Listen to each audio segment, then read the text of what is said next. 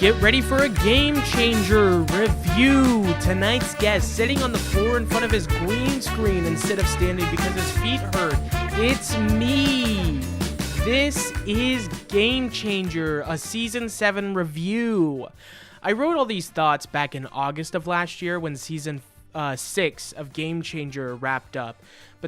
Season 7 of Game Changer wrapped up. Then I got busy with life and I walked away. Now I have walked back. Season 8 is coming out like today or tomorrow or something, both physically and mentally. And I don't know what I wrote, and I'm going to read it because I think that they're really great thoughts. I'm reflecting on these.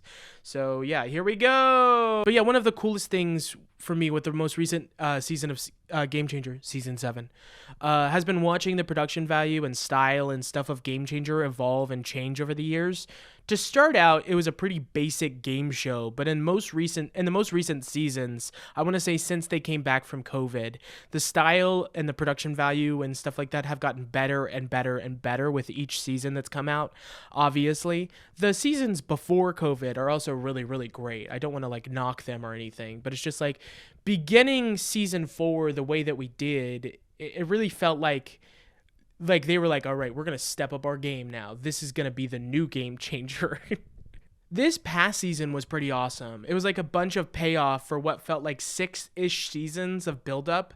There are running plot threads, inside jokes, and so much more going on here. I mean, how can you not like something like that? One thing I really loved this season was the editing of these episodes alone. Dropout's editors went crazy this season. It's easy to mention the big ones like 1 Year Later or What Would Jacob Wasaki Do or even Samalema Ding Dong, which must have been a pretty hell editing process. I'm sure it's got many camera angles, an ongoing narrative arc throughout the episode and stuff like that. I mean, like in Sam Says 3, when you finish that episode, you feel, as the audience, as much defeated as our players feel. You feel like you've gone on the journey with the players, and you're like, holy hell, you're in it with them.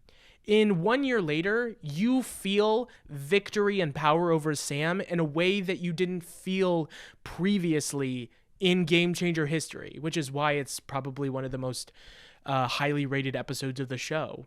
I think my favorite episode this season, though, was Earnestest. The editing in this episode alone was really great and super cool. The little filters or even the addition of the Sam characters that was appearing on the screen during the rap segments, just the improv, the characters, the energy, that entire episode is just kind of my entire vibe. It's so good. The ending scene, come on guys, the ending scene, Kiss from a Rose, that's my favorite Community song. Maybe I'm reading too much into something that doesn't have any meaning attributed to it, but we can do that, it's art.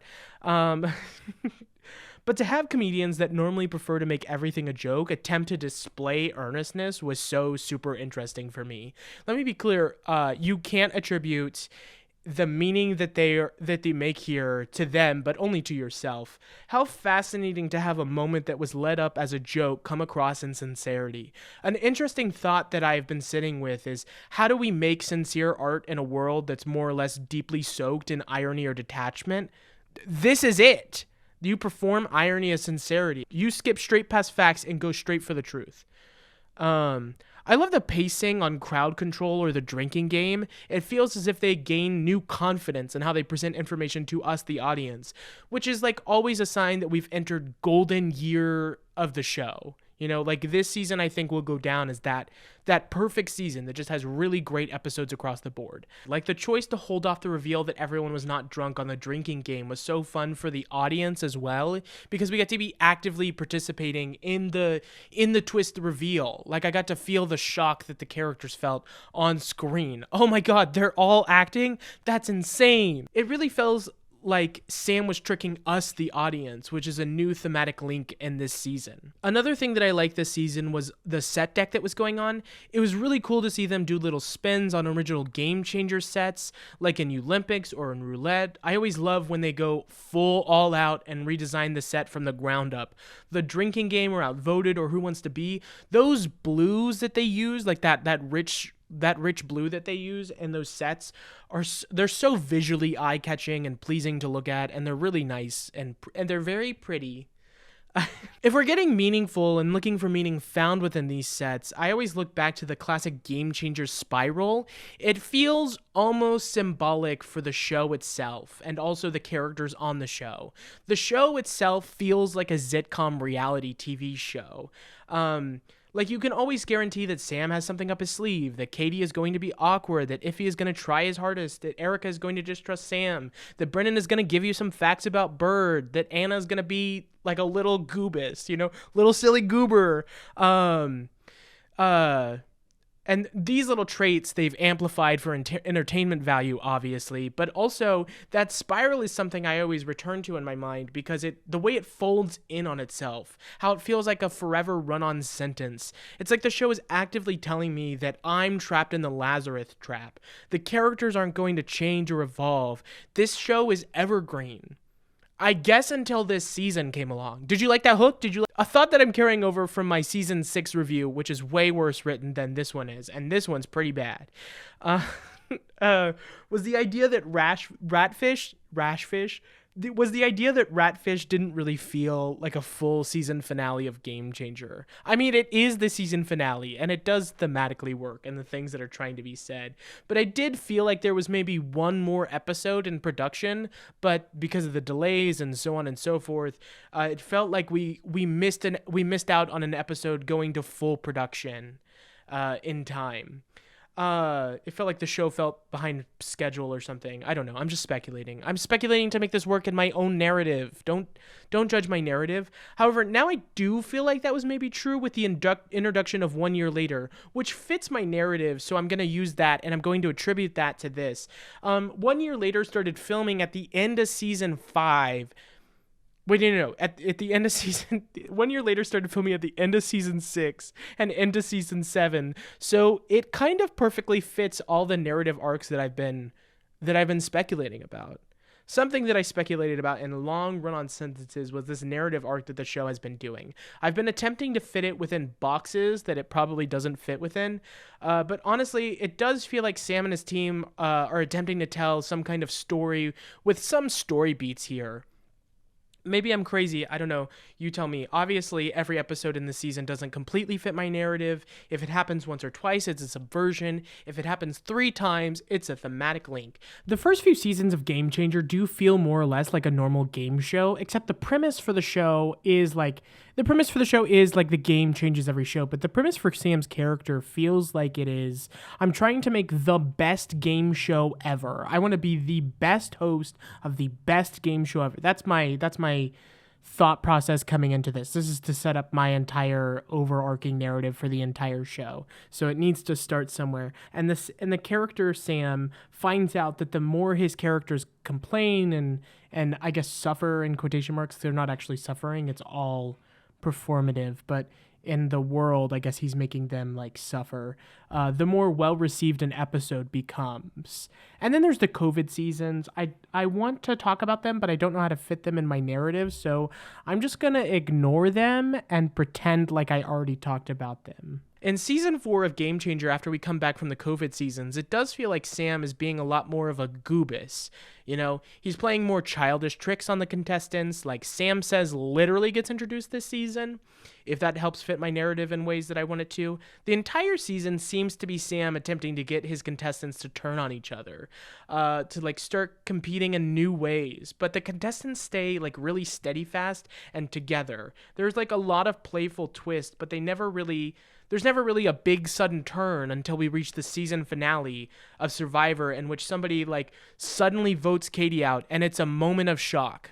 We, the audience, are also shocked. In season 5 of Game Changer, Sam tries to use the heat of competition to push this thought forward. How far can he push it until they really turn on each other for entertainment value?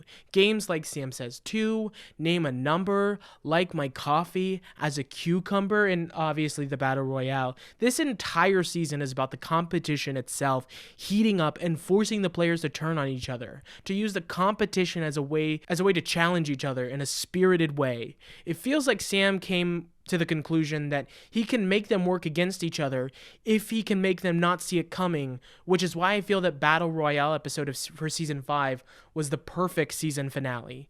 It's an episode that directly says, hey, this is an episode where you'll be competing against each other, and as it narrows and focuses, the competition will get sweatier and more intense. And why did I use sweatier there? In season 6 of Game Changer, Sam now knows how to get his players to work against each other. If he continues what he was doing in the previous season, season 5, then things will be okay. The Newlywed Game is all about the spirit of competition. So is Pencils Down. So is Beat the Buzzer. But the thing is, I think Sam gets too greedy. He tries to outdo his previous self too much. His character gets too selfish, wants to make the perfect game show. That results in pushing the players too far, with Sam Says 3 or second place, and that itself is his downfall in the next season. In season 7, we kind of watch as Sam's tower of power crumbles from underneath him. Each episode, each game feels like its previous season's conclusion comes crumbling down underneath Sam. It's not that Sam simply loses control of his players each episode, which he kind of does. Sam's players get revenge on him. They make him become a player of his game.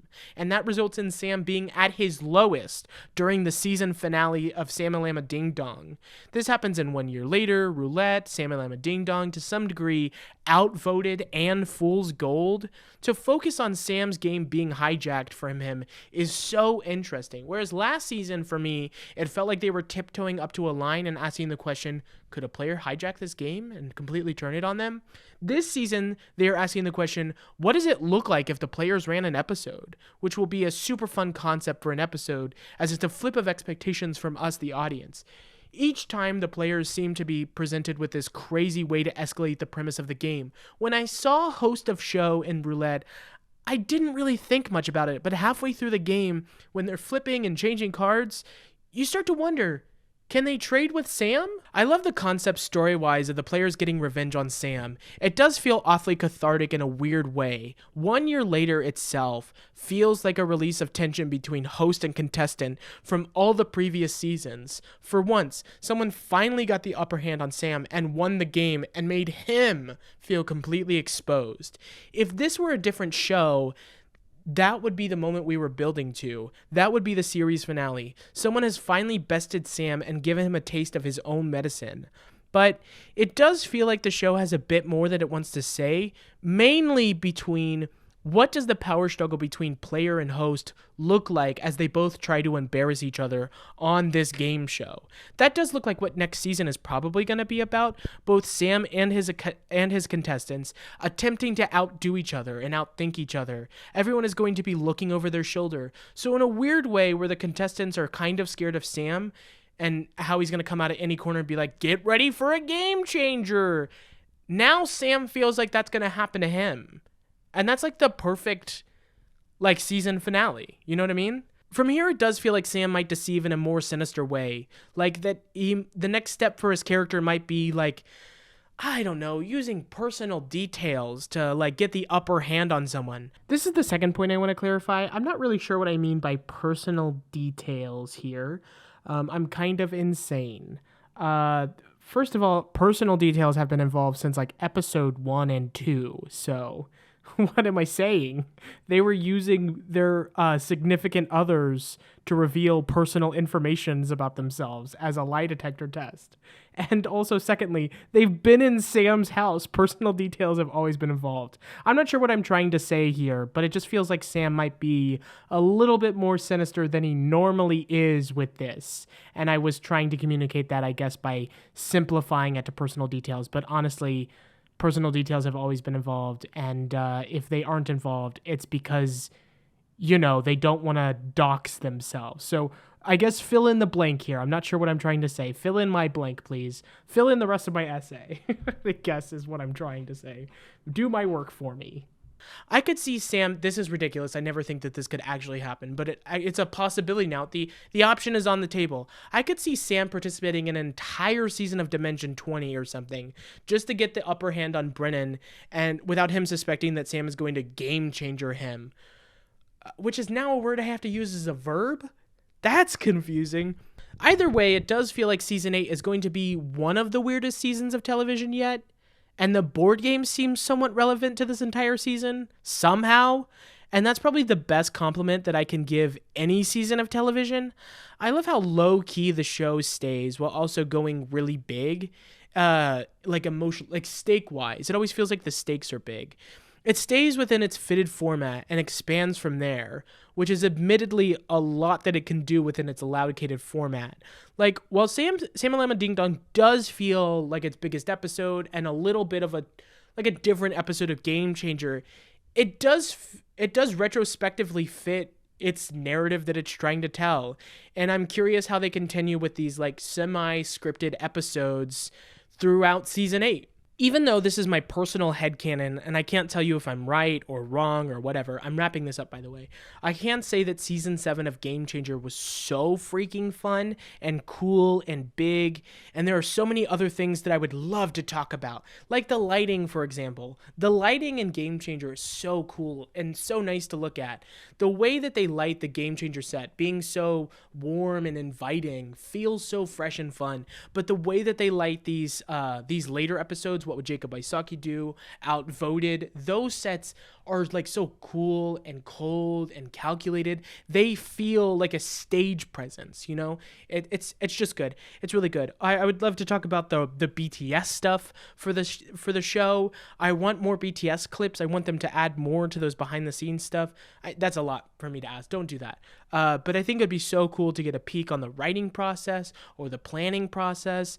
The production team, it would be so cool to watch the production team for like an entire BTS episode, because I cannot fundamentally imagine how much production and planning must go into the show alone. Like, it must be a hell of a lot. I didn't get to talk about the masterpiece that is 1 year later. I could write a whole thing about that entire episode. It's truly, arguably, one of the best episodes of Game Changer, like, ever. And it's not even my favorite episode of the season. There's so much more that I would love to talk about, but I'm going to end the video here. Dropout continues to be the best $6 I spend every single month. And if anything here sounded interesting, you should start watching it immediately. Thank you, and good night, New York. Goodbye.